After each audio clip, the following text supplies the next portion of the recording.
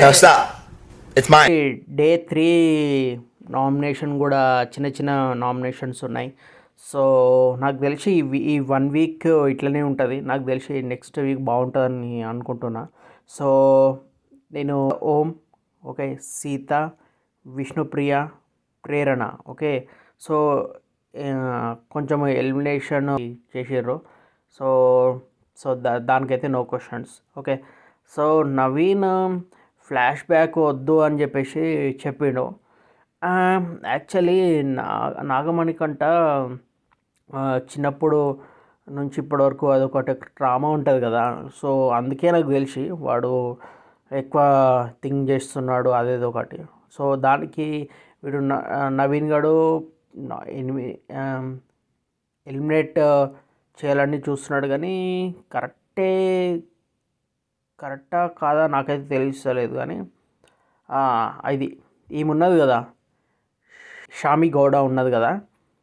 So C నానికంట అది no elimination, సరే elimination ఉన్నదని ఓకే అన్నది.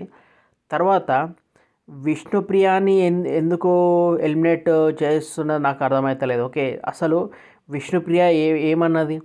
ఏదో ఒకటి చిన్న ఫెమినైన్ అని చెప్పింది కదా విష్ణుప్రియ.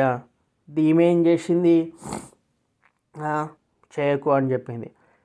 అమ్మ అసలు నాకు తెలిసి ఈమెకి అన్నిట్లో నేను కూడా పార్టిసిపేట్ చేస్తా అని చెప్పేసి అందరికీ కరెక్ట్ ఇది ఎలిమినేట్ అయింది, ఇది కరెక్ట్ అని చెప్తున్నది.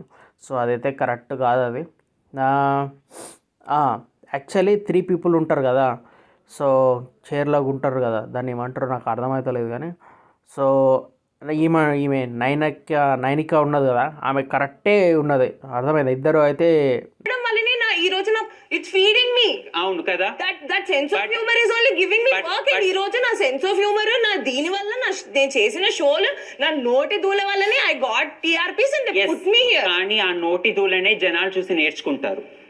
అది మనం ఎంటర్టైన్మెంట్ ఇవ్వడానికి వచ్చాను నేను ఈ ఇండస్ట్రీకి, నేను ఎడ్యుకేషన్ ఇవ్వడానికి రాలేదు.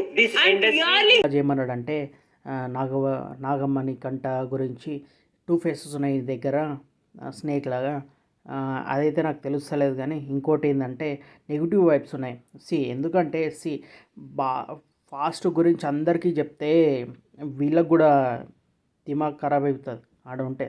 సో అందుకని నేను ఏమంటున్నా అంటే నాగమణి కంట బిగ్ బాస్లో ఫిట్ లేడు అని అందుకే నామినేషన్ చేస్తున్నా.